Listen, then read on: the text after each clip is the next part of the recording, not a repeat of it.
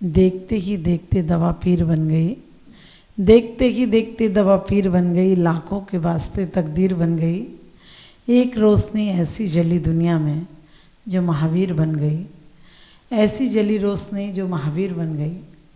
हम सदियों से, जन्म जन्मांतरों से किसी न किसी धर्म को मानते आए, लेकिन 10 लक्षण में पूजा में हम पढ़ते हैं, उत्तम क्षमा मार्दव जब भाव हैं, सत्य सोच संयम तप त्यागी उपाव हैं, आकिंचन ब्रह्मचर्य धर्म 10 सार हैं। क्या कहा है कि बाकी कुछ भाव हैं, 4 भाव हैं और 4 उपाय हैं किसको प्राप्त करने के लिए। आकिंचन, मैं किंचित भी, मेरा परमाणु मात्र भी मेरा नहीं है। हम बहुत अच्छे से पढ़ लेते हैं, आकिंचन धर्म की माला फेर लेते हैं, लेकिन न किंचना इति आकिंचना, मेरा किंचित मात्र भी नहीं है। और पूज्यपाद स्वामी कहते भी हैं, बपू धनम ग्रहम दारा, बपू ग्रहम धनम दारा, बुद्ध मित्राणि सत्रवा, सर्वधानी स्वभावानि मूढ़ा स्वानि प्रपद्यते। बपू ग्रहम धनम दारा पुत्र मित्राणि सत्रवा सर्वथानि स्वभावानि, कहते सर्व अन्य है। कौन? पुत्र हो, पत्नी हो, घर हो, मकान हो, रिश्तेदार हो, यहाँ तक कि स्वयं का शरीर भी अपना नहीं है, ये भी पर है। यहीं मिला था और जाने के टाइम यहीं बिखर जाएगा, यहीं मिट्टी में मिल जाएगा, दफना दिया जाएगा, राख हो जाएगा, कुछ न कुछ हो जाएगा। ये जीवन की आकिंचन धर्म की हमें शिक्षा है कि तुम्हारे साथ कुछ नहीं जाएगा, धन तिजोरियों में रह जाएगा, तन तुम्हारा शमशान घाट में चढ़ जाएगा, लेकिन मन जो तुमने परिवार को दिया है वो लोग तुम्हें बड़ी बेइज्जती से निकालेंगे। इसलिए कहते हैं, मैं एकाकी एकत्व लिए सब ही आते, तन धन को साथी समझा था पर ये भी छोड़ चले जाते हैं। मैं एकाकी एकत्व लिए सबकी आते, तन धन को साथी समझा था पर ये भी छोड़ चले जाते। मेरे न हुए मैं इनसे प्रति भिन्न अखंड निराला हूँ। क्या कहते, मैं इनसे निराला हूँ, ये मेरे नहीं है, ना मैं इनका हूँ, ये मेरे से बिल्कुल अलग है। लेकिन फिर भी मैं इनसे इतना अपनत्व क्यों रखता हूँ, क्यों इनके लिए मर रहा हूँ। आचार्य कहते हैं, ये सब हमारी सिर्फ जुबान में है। हम पूरा जीवन अनमोल सांसें परिग्रह को एकत्रित करने में लगा देते हैं। परिग्रह 24 वेद त्याग करें मुनिराज जी। कहते हैं कि मुनिराज पूर्ण रूप से त्याग कर सकते हैं, लेकिन गृहस्थ घर में रहकर अपने अनुसार तो त्याग कर सकता है। घटती जान घटाइए, कुछ दिशाओं का बंधन करता है, फिर दिशाओं में भी और कम कर लेता, और कम कर लेता, और आज तो घर से मंदिर तक ही जाऊंगा, 2 जोड़ी वस्त्र के अलावा वस्त्र की याद आती रहे और आपने वस्त्र छोड़ा हो, ये कोई छोड़ना नहीं है, क्योंकि ये तो जबरदस्ती छोड़ना है। छोड़ना और छुड़ाने में बहुत अंतर है। जो छोड़ देता है, जो त्याग कर देता है, वो जगत में पूज्य हो जाता है, उसके आप पैर पड़ते हैं। और जिससे छुड़ा लिया जाता है वो मुर्दा हो जाता है, जिससे छीन लिया जाए वो चोर होता है, जो छीनता है वो चोर होता है। आप ध्यान रखना, हमने भी सबने चोरी की है, कभी और किसी और की नहीं, अपने परिणामों से झूठ बोला है, चोरी की है, असत्य व्यवहार किया है, क्योंकि ये सब नहीं थे मेरे, और फिर भी ने अपना माना। आचार्य कहते हैं, यदि तुम्हें कल्याण करना है तो अपने जीवन में एक रोशनी ऐसी जलाओ जो महावीर बन जाओ। हर आदमी तो यहाँ नाम चाहता है, किसके नाम रहे हैं, यहाँ सिकंदरों के भी निशान तक नहीं रहे हैं, रावण के आज निशान तक नहीं रहे हैं। ठीक है, आप मनोकल्पनाएं कुछ भी कर लीजिए, रावण के निशान नहीं रहे तो राम के भी निशान नहीं रहे, यहाँ निशान रहते ही नहीं दुनिया में। लेकिन फिर भी आदमी लंबी लंबी योजनाएं बनाता है। एक बार रामायण बहुत चलती है, एक राजा के मन में आया कि रामायण को लोग बहुत इज्जत देते हैं, रामायण पर हाथ रखकर कसम खाई जाती है और रामायण का घर घर पाठ होता है, अखंड पाठ चलता है रामायण का। मेरी रामायण भी लिखने जाना चाहिए। बादशाह ने कवियों को बुलाया और कहा मेरी रामायण लिखो। उनने कहा हुजूर आपकी रामायण कैसे लिखें? उनने कहा लिखो, मुझे नहीं पता, नहीं लिखोगे तो 6 महीने में गर्दन कटवा देंगे। अब सब तो बेचारे हार मान रहे थे। एक बुद्धिमान उठा और कहने लगा मैं आपकी रामायण लिखूंगा। वो बहुत विशेष कवि था। राजा ने सोचा ये अच्छी लिखेगा। उसने कहा हुजूर इतनी सी बात तो उसमें खर्चा आएगा, वो कौन देगा? राजा ने कहा हम देंगे। उनने कहा रामायण तो जब लिखी जाएगी उसके पहले हमें सब कुछ लाना पड़ेगा, सामान तैयारी करनी पड़ेगी, पात्र तैयार करने पड़ेंगे, आप बताओ खर्चा बहुत लग जाएगा। उनने राजा से पूछा, उसने ये कीमत कौन देगा? राजा ने कहा हम देंगे। वो सस्ते का ज़माना था और उसने कह दिया 1 लाख रुपए लूँगा, पहले 1 लाख रुपए दो, फिर 10-20 हज़ार रह जाएंगे वो बाद में दे देना, सब तैयारी करना पड़ेगी। राजा ने तुरंत कहा खजाने से, खजांची को बुलाकर इसे 1 लाख रुपए दे दो। 1 लाख रुपए लेकर वो आराम से रहा घर में, बढ़िया मकान उकान बनवाया, खाया पिया, ऐश किया। 6 महीने बाद राजा से कहता है राजन वो रामायण तो लिखी गई है, करीब करीब पूरे होने को है, लेकिन एक बात बता दीजिए उसमें एक थोड़ा नाम रह गया। उनने कि कौन सा नाम रह गया? उनने कहा राम की पत्नी को तो रावण ले गया था, आपकी बेगम के साथ किसका नाम लिख दूँ? आपकी पत्नी के साथ किसका नाम लिख दूँ कि कौन ले गया था? राजा बोला रहने दे, मुझे ऐसी रामायण नहीं लिखवानी, तू छोड़ दे, मैं वैसे ही ठीक हूँ। और बोला राजन अब तो सब कुछ हो गया काम, पैसे तो ख़त्म हो गए। राजा बोला पैसे ख़त्म तो किसी को बताइयो मत कि मैं रामायण लिखा रहा था, तो और बेइज्जती हो जाएगी। खामखा मैं अपनी पत्नी को गायब करने का षड्यंत्र बना रहा था। और आप समझ गए, ऐसे ही सबकी रामायणें हैं, क्या लिखी जाती हैं। आखिरी टाइम इतने चोरी का इल्ज़ाम लगता है, तुमने बेईमानी की, तुमने झूठ बोला, उसकी सज़ा तुम स्वयं भोगोगे, अपमानित होगे, यही तुम्हारा जीवन का अंजाम है। और क्या है? गृहस्थी किसे कहते हैं? जो एक बार ग्रस ले फिर जहाँ से अस्थियाँ निकलती हों उसे गृहस्थी कहते हैं। गृहस्थी किस चीज़ का नाम है? जहाँ इंसान बहुत लाचार हो जाता है, बस से बदतर हालत हो जाती है, नीचे से नीचे गिर जाता है, अपमानित हो जाता है, उसका नाम गृहस्थी है।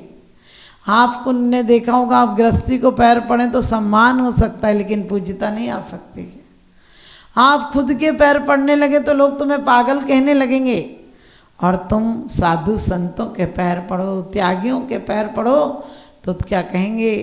तुम्हें धनवान कहने लगेंगे, तुम्हें धन्यवाद देने लगेंगे, तुम्हें पुण्यात्मा कहने लगेंगे, क्योंकि जिन्होंने आकिंचन धर्म को धारण किया है वो जगत पूज्य हो जाते हैं। उनके लिए आचार्यों ने कहा धनी धन्य जे नरभव पाए यह कारज किया, धन धन्य है जे जीव नरभव पाए यह कारज किया। और कहते बड़ भाग्य रत्नात्रय धरें और धरेंगे ते शिव लगे तिन सुयस जल जगमल हरे। उनका सुयस रूपी जल जग के मल को हर देता है, क्योंकि क्या है? परिग्रह चिंता दुखी मानो फांस तनक सी तन में साले, चाहे लंगोटी के दुख वाले। आपने कभी सोचा था थोड़ा सा परिग्रह हो जाए, एक मकान हो जाए, एक मोटरसाइकिल हो जाए, एक साइकिल ही हो जाए, लेकिन साइकिल के बाद रुके हो? साइकिल नहीं थी तब तक उसने उम्मीद में सुख दिए थे कि आ जाऊंगी तो सुख दूंगी, आने के बाद सुख नहीं दिया। फिर तो दौड़ती रही, अंतिम समय तक तुम्हें दौड़ाती रही, कहीं रुकने नहीं दिया उसने। और यही तुम्हारे जीवन की लीला है, तुम दौड़ते रहते हो, कहीं नहीं पहुंचते हो, किसी मुकाम पर नहीं पहुंचते हो, क्योंकि दौड़ते तो बहुत हो, पहुंचते कहीं नहीं हो। जहाँ पहुंच जाओगे वहीं समझ लेना कि तुम ग्रस्त नहीं संत हो जाओगे, क्योंकि संत के पैर चलते हैं, मन रुका होता है, और ग्रस्त के पैर भी चलते हैं और मन भी चलता है। संत और ग्रस्त में यही फर्क है कि संत की श्वासें शेष रह जाती हैं, इच्छाएं समाप्त हो जाती हैं, और ग्रस्त की इच्छाएं शेष रह जाती हैं और श्वासें समाप्त हो जाती हैं। आखिरी टाइम तक आदमी हाय हाय करके मरता है, मैं कुछ हो जाऊं, मैं कुछ जाना जाऊं। अरे क्या जाने जाओगे तुम, क्या हो जाओगे? सोच कर देखना, दुनिया में यहाँ किसी को कुछ नहीं मिलता है, यहाँ सब खाली हाथ जाते हैं, अपना लाया हुआ गांठ कर खा कर जाते हैं। यहाँ बाजार लग भी नहीं पाते हैं कि बस्तियाँ उजड़ने का टाइम आ जाता है। यहाँ मेले लग भी नहीं पाते, हम अकेले हो जाते हैं। यहाँ हम ठीक से बोलना सीखते हैं कि झूठ बोलने लगते हैं, अपने आप से बचने लगते हैं। आज के समय में हमने अपने आप से बचने के तमाम इंतजाम किए, क्लब हो, पार्टी हो, मॉल हो, जहाँ जाओ वहीं तुम्हें चकाचौंध मिलती है, जहाँ जाओ वहीं तुम्हें बाहर का दिखावा मिलता है। इसलिए दिखावे से बचो। आज दिखावट ने हमारे जीवन की सच्चाइयों को छुपा दिया है। ओंठों पर हंसी, अंदर में ज्वाला है, ऊपर से सफ़ेद अंदर से काला है। दिखावा इतना बढ़ गया है कि तिजोरी तो खाली बाहर से ताला है, तिजोरी तो खाली बाहर से ताला है, और जीवन में सच पूछो जाला ही जाला है। आज हमने संपत्ति को लक्ष्य बना लिया है, लेकिन वो संपत्ति सच्ची संपत्ति है। कहते हैं धन बुरा हो भला कहिए लीन पर उपकार, कि वास्तव में धन बुरा होने के बाद भी भला है, और वरना परिग्रह तो दुख का कारण है। लेकिन परिग्रह भी हमारे ऊपर ग्रह की तरफ ना लिपट जाए। आदमी ऐसा हो गया, चमड़ी चली जाए दमड़ी नहीं जाने देता है, बड़ा बेईमान हो गया आदमी। भगवान को अपने पैसों से लाता है, दूसरे दिन उसी भगवान से पैसे मांगने लगता है। हमारी मालाएं झूठी हैं, हमारे मकान झूठे हैं, हमारी पूजा तपस्याएं सब झूठी हैं, क्योंकि वहाँ भी मांग है और किसी की नहीं, भोगों की मांग है। स्वर्ग भी आदमी क्यों जाना चाहता है कि स्वर्ग में बहुत अच्छे भोग मिलेंगे, बहुत अच्छी पत्नियां मिलेंगी, बहुत अच्छे पति मिलेंगे। मैंने कहा यहाँ की क्या दिक्कत है? यहाँ कुछ साल भोग छोड़कर वहाँ सागरों पर्यंत भोग चाह रहे हो।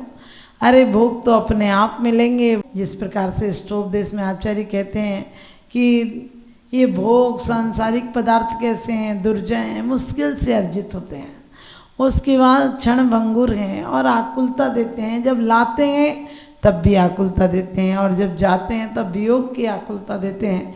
ये क्षण मात्र भी इनमें सुख नहीं है, क्योंकि आपने देखा होगा जब आदमी आता है तो बिल्कुल दिगंबर की तरह आता है, लेकिन यहाँ जीवन भर दौड़ता है। पत्नी कहती है, माँ कहती है, सब कहती है दौड़ो, कुछ हो जाओ।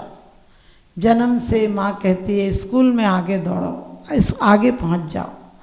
फिर पत्नी कहती है कि जीवन में आगे हो जाओ, कुछ बड़ा मकान बनाओ, बड़ी कोठी बनाओ, बच्चों को बहुत अच्छे स्कूल में पढ़ाओ, और फिर पेंशन मिल जाए तो फिर लोग कहते हैं और कोई साइड का जॉब छोड़ लो, कुछ तो करो। और दौड़ते दौड़ते दौड़ते मर जाता है एक दिन आदमी, लेकिन कहीं नहीं पहुंचता है, क्योंकि आखिरी दिन मुंह ढाक कर लोग उसे ले जाते हैं। लेकिन जिसने अपने आप को सब पदार्थों से भिन्न मांगना, वो जीवन में रहकर भी शहंशाहों की तरह जीता है। वो जीवन में पर पदार्थों को अपनाता नहीं, वो आकिंचन गुण को जानता है। परिग्रह चिंता दुखी मानव फास तनक सी चंद में साले, चाहे लंगोटी के दुख भाले, भाले न समता सुख कवि निर, बिना मुनि मुद्रा धरे। कहते हैं बिना मुनि मुद्रा, लेकिन मुद्रा संत होना बहुत आसान है, लेकिन संतत्व का आना, अंदर से साधु हो जाना बहुत कठिन है। एक फकीर राजा के दरबार में आया, और राजा और फकीर बचपन के मित्र थे। फकीर ने सोचा था कि राजा आएगा तो कुछ बैराग की बातें करेगा, लेकिन राजा आया तो उसने कहा मेरा इतना वैभव है, मैंने इतनी बड़ी पाली सत्ता, ये कर लिया वो कर लिया, बहुत कहता रहा। फकीर चुपचाप सुनता रहा।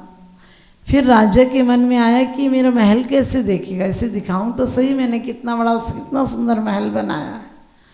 और उसने फकीर से कहा कि आप हमारे यहाँ चलिए, थोड़े दिन रहिए।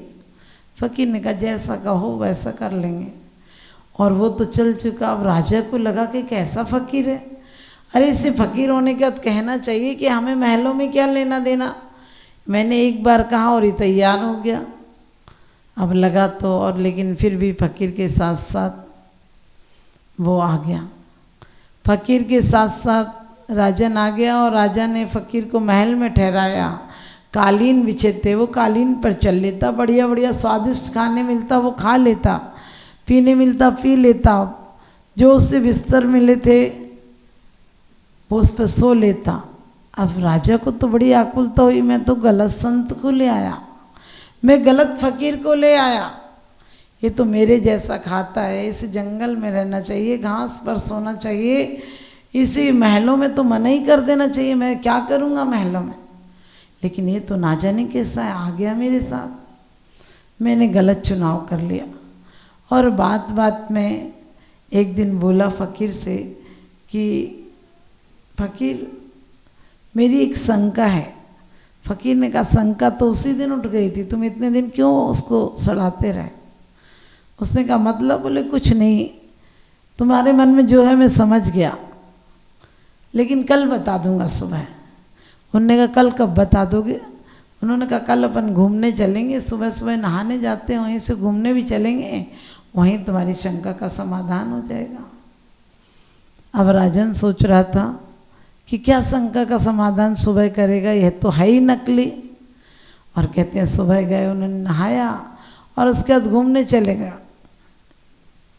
करीब 5 किलोमीटर तक निकल गए। राजा को तो बार बार राजा कहता यहाँ तक अपन आते थे, यहाँ तक अपने सीमाएं, और एक जगह जाकर तो राजा बोला कि अब मेरी सीमा यहीं तक है, मुझे बहुत काम है, मेरे घर में बहुत सारे आज महोत्सव होना है और राज्य में कुछ निर्णय करने हैं, किसी को सज़ा देनी है, किसी को टैक्स लेना है, बहुत सारे काम है, मैं तो इससे आगे नहीं जा सकता हूँ। लेकिन तुमने मेरी बात का जवाब नहीं दिया। तो फ़कीर बोला यही जवाब है, तुम्हारा पीछे बहुत छूट गया और मेरा पीछे कुछ नहीं है। अब मैं जाता हूँ, तुम वापस जाओ। तुम्हारे मन में इतने दिनों से यही चल रहा था ना कि कैसा फ़कीर है, क्यों आ गया, कहाँ रह रहा है।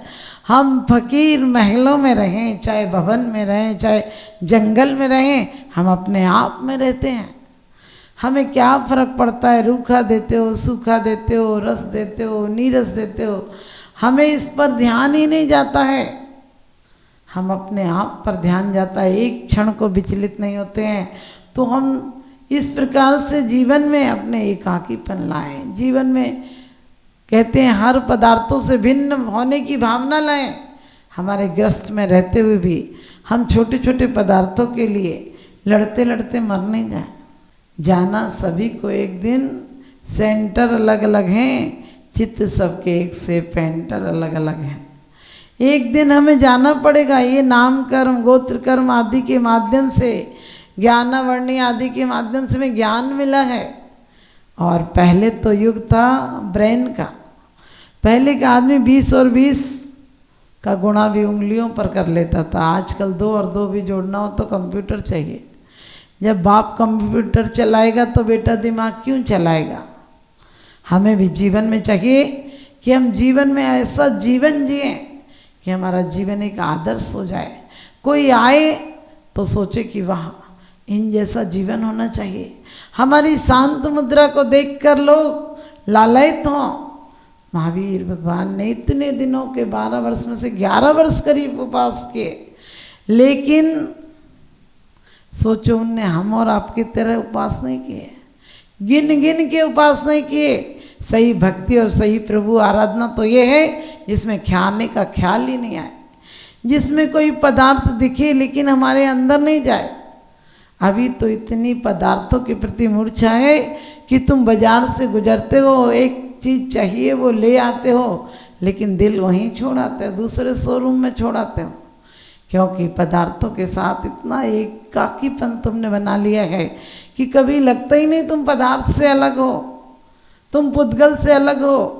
अभी तुम्हारे नाम लेकर आए थे क्या, यहीं मिले थे, किसी चाची ताई बुआ कोई गुरु ने नाम रख दिए थे, और उस नाम से इतना तुम्हारा एकाकीपन हो गया, इतना अपनत्व हो गया, तुम उस नाम को अपना समझने लगे। कहीं पत्थर पर नाम लिखा हो तो सोच लेते हो कि मेरा नाम है। एक जगह एक मंदिर बन रहा था, मैंने पूछा कि कौन से भगवान का मंदिर बन रहा है। मिस्त्री ने कहा पीछे देख लो कौन से भगवान का बन रहा है। मैं पीछे गई तो भगवान के नाम छोटे अक्षरों में लिखे थे, दातारों के नाम बड़े अक्षरों में लिखे थे। आप समझ गए। मंदिरों पर भी पल्लीवाल मंदिर, पोरवाल मंदिर, अग्रवाल मंदिर। मैंने कहा जिनेंद्र भगवान का मंदिर है, मंदिरों में भी क्यों लड़ते हो? परमात्मा को भी भेदभाव में एकत्रित कर लेते हो, कैद कर लेते हो। परमात्मा को भी अपनी भेदभाव की दीवालों में कैद कर लेते हो। यदि तुम हनुमान के मानने वाले हो तो गदा नहीं लिए हो तो तुम्हें परमात्मा नजर नहीं आता है। हनुमान जी का कोई तुम्हें व्यक्तित्व नहीं दिखता। हनुमान जी के साथ गदा हो तो तुम्हें हनुमान दिखते हैं, राम के साथ मुकुट हो तो तुम्हें राम दिखते हैं, वरना रामचंद्र जी तुम्हें राम नहीं दिखेंगे। गले में सांप पड़ा हो, नंदी नीचे हो तो तुम्हें शंकर जी दिखते हैं। यदि हाथ पे हाथ रखे हो तो तुम्हें महावीर दिखते हैं। तुम उनके गुणों की तरफ नहीं देखते हो, उनकी विशालता की तरफ नहीं देखते हो कि उन्होंने कितना विशाल व्यक्तित्व था, उनका जीवन कितना आदर्शमय था। रामचंद्र जी अपने पिता के वचनों के लिए इतना विशाल राज्य को ठुकरा कर चले जाते हैं, और बाहुबली जीतने के बाद भी छोड़कर चले जाते हैं, क्योंकि उन्हें समझ में आ गया संसार की हर जीत अधूरी होती है। इंसान को जो नहीं मिलता उसी के लिए भटकता रहता है। क्योंकि हिटलर, नेपोलियन छोटा था, उसने अपने सैनिक तक ऊंचे नहीं रखे थे, क्योंकि कोई उसे ईर्ष्या होती थी। जितने भी बड़े बड़े बादशाह हुए हैं वो रात में सोते भी नहीं थे, क्योंकि उन्हें धन ज़्यादा आकुलित करता है, और वरना सोने वाले तो सड़कों पर सो जाया करते हैं। जीने को हर लोग जिया करते हैं। कुछ महलों में, कुछ फुटपाथों पर जिंदगी गुजार देते हैं। एक व्यक्ति अखबार बेचता था, उसे नींद आ गई। उसके दोस्त ने आकर कहा पागल ही ऐसे जीवन चलेगा? उसने कहा क्या हुआ? कहने लगे मन लगाकर व्यापार कर। उसने कहा क्या क्या होगा? तो कहने लगे मन लगाकर व्यापार करेगा तो एक दिन तू बड़ा आदमी बन जाएगा। बोले फिर क्या होगा? बोले फिर ये तेरी अखबार सड़क पे रख के बेचता है, फिर अपनी दुकान हो जाएगी। बोले फिर क्या होगा? बोले फिर तू शहर का बड़ा आदमी हो जाएगा। बोले फिर क्या होगा? फिर बोले तेरी शादी हो जाएगी। बोले फिर क्या होगा? बोले फिर तू बढ़िया एक मकान बनवाएगा, फर्नीचर लाएगा, बच्चों की महंगी महंगी शादियां करेगा, और बोले उसके बाद बोले नाती पोते हो जाएंगे। बोले फिर क्या होगा? बोले फिर तू आराम से सोएगा। वो कहने लगा पागल, मैं अभी आराम से सो रहा हूँ, इतनी आफत पैदा करूँ फिर ना जाने नींद आए या नहीं आए। आपका भी यही हाल है। तुमने सामान ज़्यादा जुटा लिया है, शांति नहीं है तुम्हारे अंदर, और शांति नहीं हो तो सब सामान बेकार हैं। आज लोगों के पास बहुत अच्छे फर्नीचर हैं, वो नहीं देख के रात भर करवट बदलते रहो। दिल को तसल्ली दे लो, समझा लो कि अब नींद नहीं है तो क्या हुआ, इतना सामान तो है। खाने का डाइनिंग टेबल पर इतना सामान लगा है, भूख नहीं, समझा लो दिल को कि भूख नहीं है, खाना तो है ना। इसी तरह तुम्हारी जिंदगी तसल्ली में जा रही है, दिल को तसल्ली दिए जा रहे हैं, कफन को सिर पर लिए जा रहे हैं, जिंदगी में कुछ काम नहीं किए इसलिए मुंह ढक कर जा रहे हैं, मुंह ढक कर जा रहे हैं। आपकी ज़िंदगी मुंह ढांकने वाली नहीं हो, उघाड़ कर जाएं, त्यागी की तरह जाएं, रागी की तरह नहीं जाएं। त्यागी की गर्दन कहती तुम हमारे पीछे पीछे आना, और रागी की गर्दन कहती है लेटने के कारण तुम मेरी जैसी गलती करके मत जाना। त्यागी जहाँ जाता है वहाँ निर्वाण स्थल हो जाता है, वहाँ पूजनीय स्थल हो जाता है, और रागी जहाँ जाता है वो गंदगी पैदा करके जाता है, वो गृहस्थी होता है। वहाँ आकर लोग नहाते हैं कि कहीं इसके परमाणु हम पर नहीं आ जाए। लेकिन इस रहस्य को समझो और अपने जीवन में आज से ही उत्तम आकिंचन धर्म को लाओ कि जो कुछ मिला है पुण्य की उदय से वो सत्कार्यों में लगाएंगे। अपना तन मिला है उसे नमस्कार में लगाएंगे, मन मिला है उसे प्रभु की स्मृति में लगाएंगे, और धन मिला है उसे सेवा शुश्रूषा और तीर्थ वंदना आदि जैसे पुण्य काम में लगाएंगे तो आपका जीवन भी एक दिन परम पुण्य का पुंज बन जाएगा और पुण्य फला अर्हंता। आप ऐसी विभूति को पाएं जिसके आगे मौत नतमस्तक हो जाती है। त्यागी की यहाँ मौत आखिरी बार आती है, दोबारा हिम्मत तक नहीं करती है, वो मौत को निर्वाण में बदल देता है। तो हमारे जीवन में भी ऐसा पुरुषार्थ हो, पावन पुरुषार्थ प्रकट होवे, मैं निजानंद में लीन रहूं, तुम आवागमन विमुक्त हुए, मैं पास आपके जाते हूँ, ऐसे भाव हों।